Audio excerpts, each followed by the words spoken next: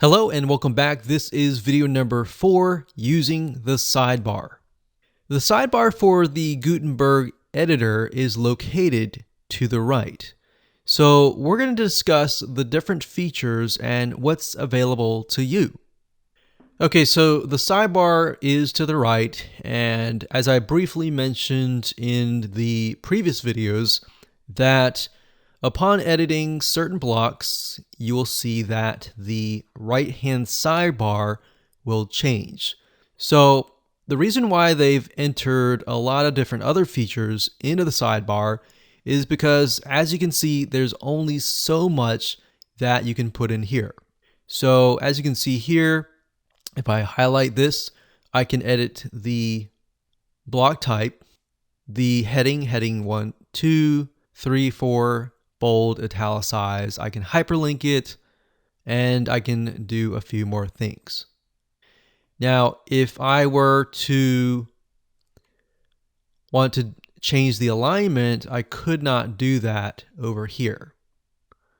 So if I highlight this here, so we highlight this here, and we highlight it, you can see text alignment left, center, and to the right. And if I click on advanced, I can add a HTML anchor, which basically lets you link that link. So that's essentially what this is. But there's certain elements here that are kind of redundant. So you just need to be aware of what is redundant and what is not. All right, so if we go to the bulleted list here, you can see a list is a list. So there's not really anything additionally to that. All right, so right here, you can change it from an unordered list, which is basically dots, to an ordered list, which is numbers, as you can see here. So if we change it back to this, we can indent it, and that's what this is about. So we can move it to the right-hand side. So we can move this one to the right and move this one to the left. We can then bold, we can italicize, and there we go. So what I found is that as you begin to edit the blocks, you will learn what other features are available to you. Now that's in terms of blocks. If we go over here, there's blocks and there's document. Document controls the whole page or the whole post. So in other words, you can go through here.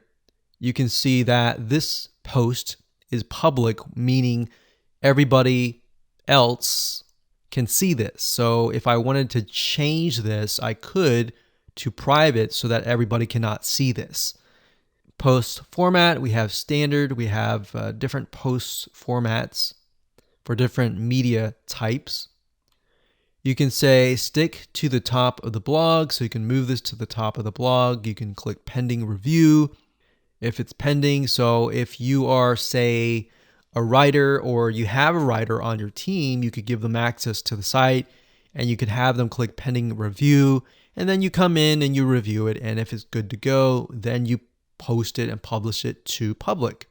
Permalinks is basically the URL. So if you click here, you're going to see the domain name with the name of the page. So like I talked about earlier, if you name the page title a certain name, that will be yourdomain.com/the title name. All right, that's basically what the permalink is. Now, this enables you to change that if you choose to do so. But just bear in mind that if you're editing on a live site and you change the permalink and that post or page has been there for maybe weeks or even months, then by changing it, you could potentially lose the traffic that is coming from maybe Google to that page. So you would need to use like a WordPress plugin like Yoast SEO to change that.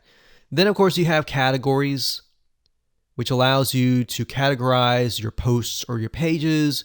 You can click add new category if you want to add an additional category. Now, as you can see, there are parent categories. And then if you want to make a category underneath a specific parent category, this will become the child category. So that's there if you want to add categories. And then of course you have tags. Tags allows you to create a similarity between posts or pages. So if you have, let's say, 5 posts that are dealing with a specific maybe audio soundtrack, or maybe they're a specific element that is different than categories, then you can enter that here. So for example, let's say that you have a podcast, blog, and you've interviewed 5 different people, and they are very similar in a specific industry or niche. Then you can put that here, and what that will do is if somebody's interested in that niche, they click on that tag and they will be able to see the other 5 people that you've interviewed in that specific niche or industry. So that's what tags is all about. Featured image is basically the image that people will see before they click on the post or page. So this allows you to enter an image. We have an excerpt, and then of course the discussion. So you can allow comments, you can remove comments, or remove pingbacks and trackbacks. So if you don't want discussion, you can uncheck that. And if you do want discussion, you can click allow comments. All right, so that's basically it. Block is different, of course. Block pertains to over here. And that's pretty much it. Let's move on to the next video.